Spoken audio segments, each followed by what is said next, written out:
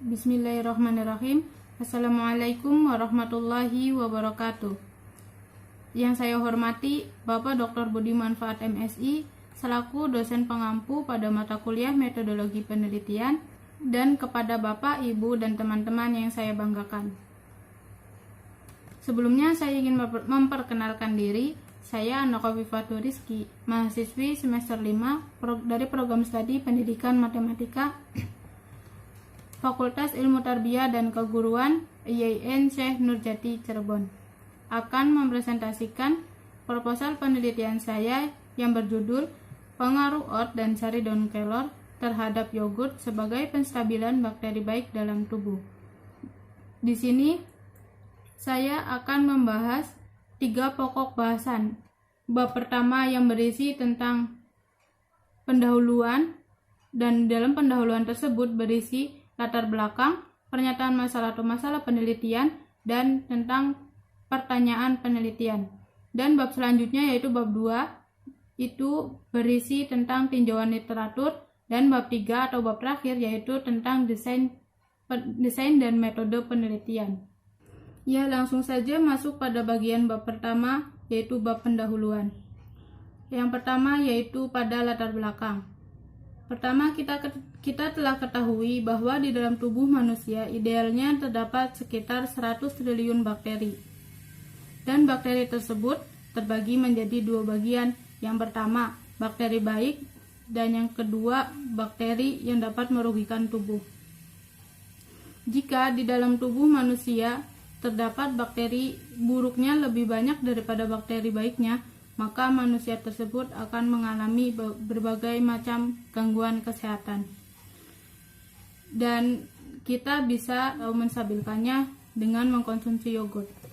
Menurut Astawan pada tahun 2008 yang berpendapat bahwa yogurt memiliki manfaat cukup banyak untuk tubuh, diantaranya untuk mengatur pencernaan, anti diare, anti kanker, membantu penderita lactose intolerance, dan mengatur kadar gula dalam darah.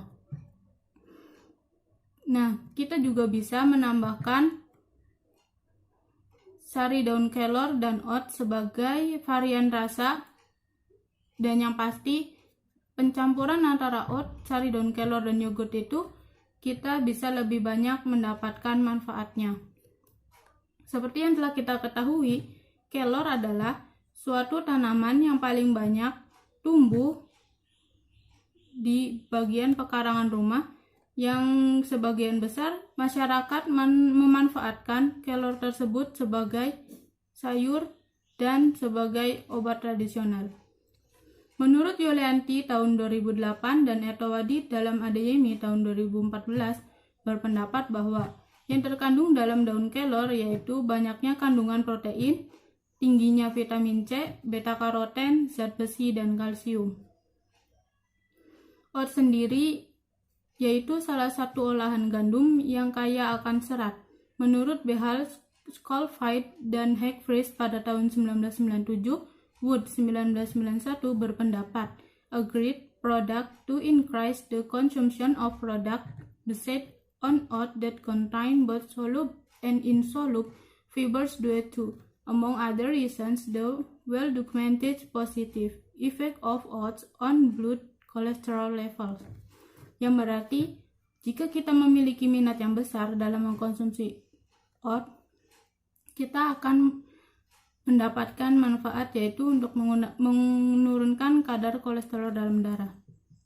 Penulis menyimpulkan bahwa masalah penelitian kali ini yaitu ada sebagian orang yang memiliki jumlah bakteri baik dalam tubuhnya kurang dari yang dibutuhkan oleh tubuh, yang menyebabkan orang tersebut memerlukan jalan alternatif untuk menstabilkannya. Dengan pertanyaan penelitian yang saya angkat yaitu, apakah pemberian yogurt yang dicampur dengan oat dan sari daun kelor lebih efektif untuk meningkatkan jumlah bakteri baik dalam tubuh daripada dengan pemberian yogurt dan oat saja, yogurt dan sari daun kelor saja, dan hanya dengan pemberian yogurt saja. Inilah nanti yang akan saya bahas pada bab selanjutnya. Oke, selanjut kita masuk ke bab 2, yaitu tentang tinjauan literatur. saya di sini membagi menjadi 3 bagian. Yang pertama, tinjauan konseptual, yang kedua, tinjauan teori, dan yang ketiga, tinjauan hasil penelitian terdahulu yang relevan dengan penelitian. Ya, langsung saja pada bagian pertama, yaitu tinjauan konseptual. Yang pertama, ada bakteri baik yogurt menurut Anastasia pada tahun 2017 dan Astawan pada tahun 2008. Yogurt adalah suatu olahan yang terbuat dari susu yang dicampur oleh bakteri baik yang berguna untuk tubuh, diantaranya yaitu untuk memperbaiki proses pencernaan, anti diare, anti kanker, mengatur kadar kolesterol dalam darah, dan mampu menurunkan berat badan. Sedangkan menurut Johnny pada tahun 2008 mengungkapkan di dalam kelor memiliki nutrisi yang sangat tinggi. Di dalam daunnya mengandung vitamin A yang setara dengan 10 kali pada vitamin A pada wortel, setara juga dengan 17 kalsium pada susu, 15 kalsium pada pisang, 9 kali protein pada yogurt, dan 25 zat besi pada bayam.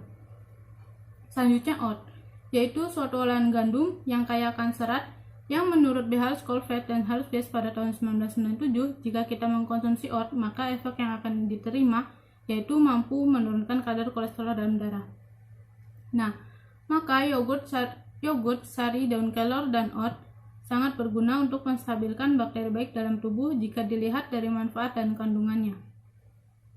Next, masuk ke bagian tinjauan teori. Tubuh manusia sangat membutuhkan bakteri baik yang setara dengan yang dibutuhkan oleh tubuh. Dengan kita mengkonsumsi yogurt, oat, dan sari daun kelor secara bersamaan, kita akan mendapatkan manfaat yang banyak untuk tubuh.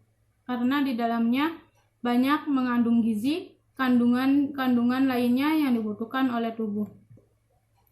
Dengan yogurt yang dikombinasikan dengan oat, yogurt yang dikombinasikan dengan sari daun kelor memiliki kaitan dengan penelitian yang akan peneliti teliti, yaitu tentang bakteri baik dan kandungan gizi yang ada pada kombinasi antara yogurt, oat, dan sari daun kelor.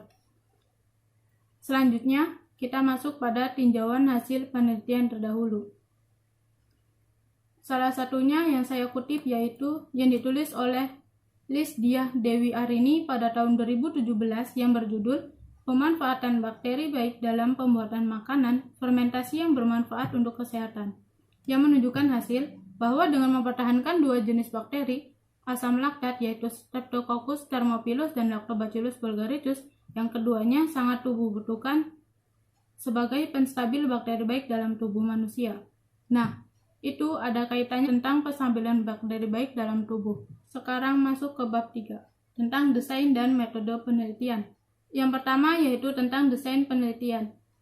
Penelitian ini penulis menggunakan pendekatan kuantitatif dengan desain yang digunakan yaitu desain eksperimental.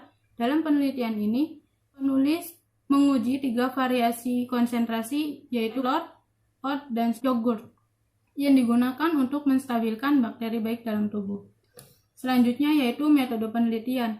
Yang pertama akan dibahas yaitu tentang teknik pengumpulan data. Dengan memberikan treatment secara intens selama 30 hari, tapi sebelum dilakukannya treatment tersebut, peneliti sudah mengecek kondisi badan para respondennya.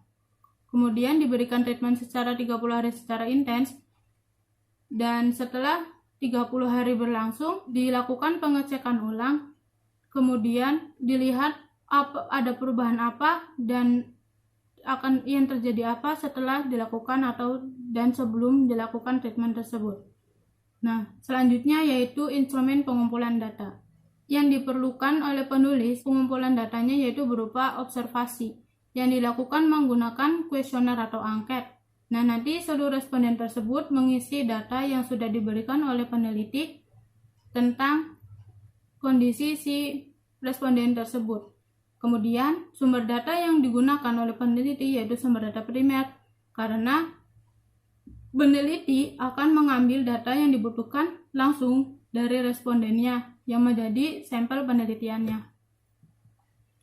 Nah, dalam penelitian ini, populasi yang dibutuhkan sebanyak 40 responden yang memiliki rentang usia antara 21 tahun hingga sampai 29 tahun. Dengan teknik pengambilan sampel yang digunakan dengan cara 40 responden tersebut dibagi menjadi 4 kelompok dengan ketentuan.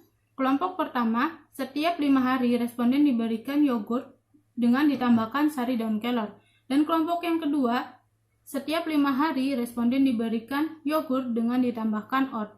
Dan kelompok yang ketiga, setiap 5 hari responden diberikan yogurt ditambahkan sari daun kelor dan oat. Dan kelompok yang terakhir, setiap 5 hari responden diberikan yogurt saja. Kemudian setelah 6 kali pemberian treatment atau dalam jangka waktu 30 hari tersebut, responden mengisi kuesioner atau angket ulang. Mereka mengisi perubahan yang terjadi setelah mengkonsumsi yogurt tersebut setelah ditambahkan sari daun kelor dan oat. Kemudian teknik analisis data yang penulis gunakan yaitu menggunakan one-way ANOVA. Dengan cara peneliti akan membandingkan mana yang lebih efektif dalam penstabilan bakteri baik dalam tubuh antara responden yang diberikan yogurt yang dicampur dengan oat, yogurt yang dicampur dengan sari daun kelor, yogurt yang dicampurkan dengan sari daun kelor dan oat, atau hanya yang diberikan yogurt saja. Demikian presentasi yang dapat saya sampaikan. Semoga apa yang saya sampaikan dapat dimengerti dan dipahami oleh Bapak, Ibu, dan teman-teman yang sudah menyimak presentasi saya. Banyak kesalahan tentunya dan kekurangan dalam penyampaian presentasi ini. Kurang dan lebihnya saya mohon maaf. Wassalamualaikum warahmatullahi wabarakatuh.